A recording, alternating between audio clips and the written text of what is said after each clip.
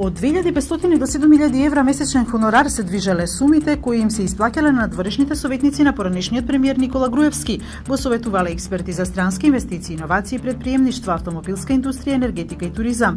Новата согласно Законот за слободен пристап до информации од јавен карактер, од владата ги побара договорите склучени со лицата кои во изминатите години му давале совети на Груевски.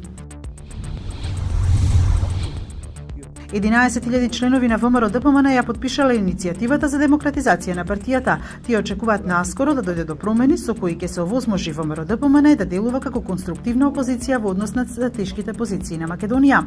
Александар Михајловски од реформаторите во интервју за Нова вели дека имаат поддршка од Европската народна партија за реформа на партијата.